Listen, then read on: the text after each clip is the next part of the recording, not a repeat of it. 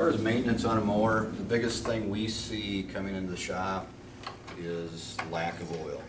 You want to have your oil up to where it belongs, and you want to have clean oil in it. Oil should be maintained, should be changed periodically. The other thing we run into is gas problems. Probably our biggest problem is gas. Either bad gas, water in it, dirt in it, some kind of contamination. Your air filter is right over, on this particular engine, is right over in the corner. Very simple to service it, unscrew a screw, take the filter out, blow it out or replace it. We see a lot of blades that come in that are way past due as far as sharpening. Your grass, when your blade starts getting dull, your grass is going to start at the tops be burn off.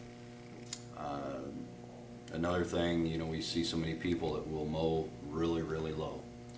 And yes, you don't have to mow as often, but what it does is it will burn the grass out in the summer, especially this summer. The summer we just went by, because of the lack of moisture and all the heat. So you want to start raising your mower up, start mowing as high as you can to try to prevent that. And also mowing real low, your weeds will grow and your grass will die. So it promotes weed growth. No, Dwayne, you were saying as you're explaining this, I think what hit the general consumer the most is, you know, we always hear check your oil, check this and that stuff, and people just don't do it. So bottom line is, when people aren't checking their oil and they're not putting fresh gas in, typically, how much extra is this costing me when I don't do this? What is the typical repair bill for when not enough oil in the mower and they have problems? What usually happens? How much?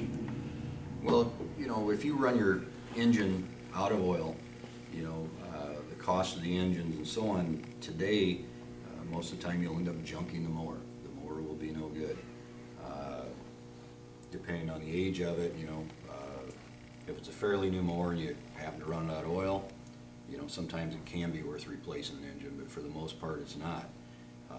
You can, you know, the oil will get dirty, will get contaminated. You know, changing it, you know, once a year, if we're lucky, people will do that.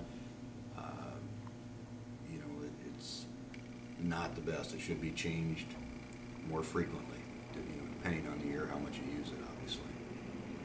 So if I spend, say, making up a number, $450 for a good Toro mower, and I'm not checking the oil every time I use it.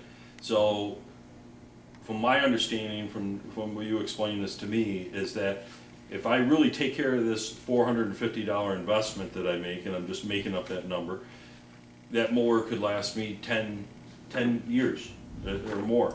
But if I run it where I'm not checking the oil, maybe it's only got half the oil in it, maybe the life of that mower is going to be 3 or 4 years, depending on how bad I treat it. Yep. Okay.